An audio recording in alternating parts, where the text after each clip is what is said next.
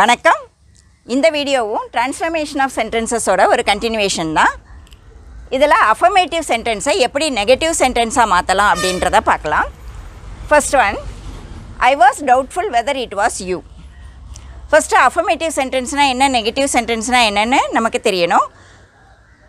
இல்லைங்கிற வார்த்தை இல்லாத சென்டென்ஸு அஃபர்மேட்டிவ், இல்லைன்னு இருந்தால் அது நெகட்டிவ். நேர்மறையான வாக்கியம் அஃபர்மேட்டிவ், எதிர்மறையான வாக்கியம் நெகட்டிவ். இப்போ ஐ was doubtful whether it was you, அது நீதானா என்று எனக்கு சந்தேகமாக இருந்தது. இது அஃபர்மேட்டிவ் சென்டென்ஸ், இருந்தது. ஸோ நேர்மறையான ஒரு வாக்கியம். அதே சென்டென்ஸை அர்த்தம் மாறாமல் நம்ம நெகட்டிவ் சென்டென்ஸாக மாற்றணும். அப்போ எந்த வார்த்தையை நம்ம மாற்றலாம் அப்படிங்கிறத பார்க்கணும். சந்தேகமாக இருந்தது அப்படின்னா அதுக்கு இன்னொரு வார்த்தை நிச்சயமாக தெரியலை அப்படிங்கிற வார்த்தையை நம்ம யூஸ் பண்ணலாம் அப்படிங்கிறது நமக்கு தெரிஞ்சிருக்கணும். இங்கே டென்ஸ் மாறக்கூடாது. எப்போவுமே ஒரு சென்டென்ஸை இன்னொரு சென்டென்ஸாக மாற்றும்போது டென்ஸ் மாறக்கூடாது, மீனிங் மாறக்கூடாது. ஸோ அதுதான் ரொம்ப முக்கியம். I was not sure that it was you, எனக்கு நிச்சயமாக தெரியவில்லை, அது நீதானா என்று எனக்கு நிச்சயமாக தெரியவில்லை. ஸோ அர்த்தமும் மாறலை, டென்ஸும் மாறலை. Okay, next one, Suresh is braver than Naresh. Suresh நரேஷை விட தைரியமானவன். இது பாசிட்டிவ் சென்டென்ஸ். நோ, நாட் அந்த வார்த்தைகள் இல்லை. அப்படின்னா என்ன அர்த்தம்? நரேஷ் சுரேஷை விட தைரியமானவன் இல்லை அப்படின்ற அர்த்தத்தில் மாற்றணும். So Naresh is not so brave as Suresh. இந்த பிரேவர் அப்படிங்கிற இந்த அட்ஜெக்டிவ் கம்பேரிட்டிவ் ஃபார்மில் இருக்குது. கம்பேரிட்டிவ் ஃபார்மில் இருக்கிறத பாசிட்டிவ் டிகிரியாக கொண்டுட்டு வரும்போது நாட் போட்டாச்சு. நாட் வந்தால் கட்டாயமாக ஸோ வரணும். ஸோ வந்த பிறகு இந்த பிரேவருங்கிற கம்பேரிட்டிவ் ஃபார்மை பாசிட்டிவ் ஃபார்முக்கு கொண்டுட்டு வரணும். பிரேவ், நாட் ஸோ, ஆஸ், இதுக்கு நடுவில் இந்த அட்ஜெக்டிவ் வரணும். ஃபஸ்ட்டில் இருக்கிற பர்சனை லாஸ்ட்டில் கொண்டு வந்து எழுதிடணும், அவ்வளோதான். So Naresh is not so brave as Suresh. Third one, I am sometimes foolish. நான் சில நேரங்களில் முட்டாளாக இருக்கிறேன். ஸோ இந்த வாக்கியத்தை எப்படி மாற்றலாம்? ஐ ஆம் நாட், சம்டைம்ஸோட ஆப்போசிட் என்ன? ஆல்வேஸ். அப்படின்னா என்ன அர்த்தம் வரும்? நான் எப்பொழுதுமே இங்கே முட்டாளாக இருக்கிறேன் அப்படின்னு சொன்னோன்னா சம்டைம்ஸ் ஃபுலிஷ்ங்கிற அர்த்தத்தில் இருக்காது, அர்த்தம் மாறிடும். அப்போது அந்த ஃபுலிஷ்ங்கிற வார்த்தைக்கும் ஆப்போசிட் வேர்டை எழுதணும், வைஸ். நான் எப்பொழுதுமே புத்திசாலியாக இருப்பதில்லை அப்படின்னா என்ன அர்த்தம்? நான் சில சமயங்களில் முட்டாளாகவும் இருக்கிறேன். ஸோ எந்தெந்த வார்த்தைக்கெல்லாம் ஆப்போசிட்டை போடலாங்கிறத பார்க்கணும்.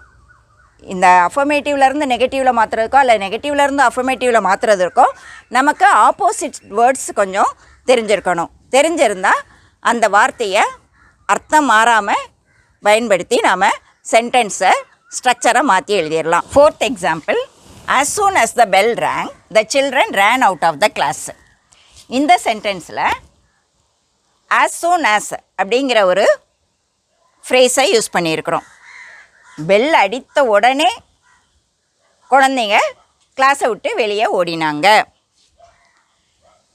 ஸோ இது என்ன டென்ஸில் இருக்குது? பாஸ்ட் டென்ஸில் இருக்குது, ரேங். ஸோ இந்த டென்ஸை நம்ம பார்த்துக்கணும்.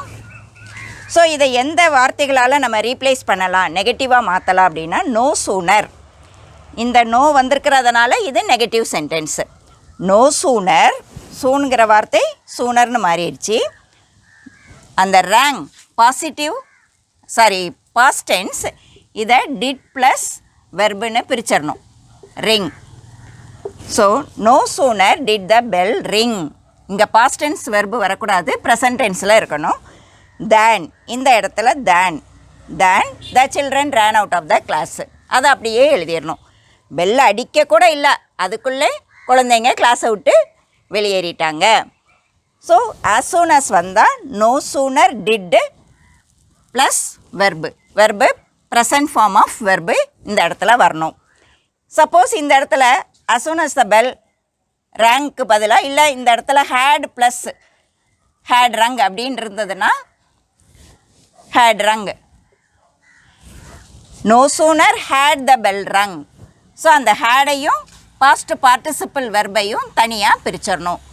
சிம்பிள் பாஸ்டாக இருந்தால் did plus present verb, past பெர்ஃபெக்டாக இருந்தால் auxiliary had plus past participle verb. 5th sentence, only a genius can answer this question. இந்த கேள்விக்கு ஒரு அறிவாளி தான் பதில் சொல்ல முடியும். இது ஒரு அஃபர்மேட்டிவ் சென்டென்ஸு. இதை எப்படி நெகட்டிவ் சென்டென்ஸாக மாற்றலாம்? நன்னும் ஒரு நெகட்டிவ் எதிர்மறையான வார்த்தை, அதனால் இது negative sentence. None but a genius. So none but அப்படின்னு போட்டோன்னா அது நெகட்டிவ் மீனிங்கை கொடுக்கும். None but a genius can answer this question. ஒருத்தரும் இல்லை, ஒரு ஜீனியஸ் மட்டும்தான், வேறு யாரும் இல்லை. ஜீனியஸ் தான் ஆன்சர் பண்ண முடியும். ஜீனியஸை தவிர வேறு யாரும் ஆன்சர் பண்ண அந்த கேள்விக்கு பதிலளிக்க முடியாது. அப்போ நெகட்டிவ் அர்த்தம் வந்துருச்சா, எதிர்மறையான அர்த்தம் இருக்குது. ஸோ இந்த மாதிரி சில வார்த்தைகளோட ஆப்போசிட் வேர்ட்ஸ் தெரிஞ்சுக்கணும். எந்த வார்த்தையை போட்டால் no, not, never, none, nobody இந்த மாதிரியான வார்த்தைகளை உபயோகித்து நாம் ஒரு நெகட்டிவ் சென்டென்ஸை உருவாக்கிடலாம்.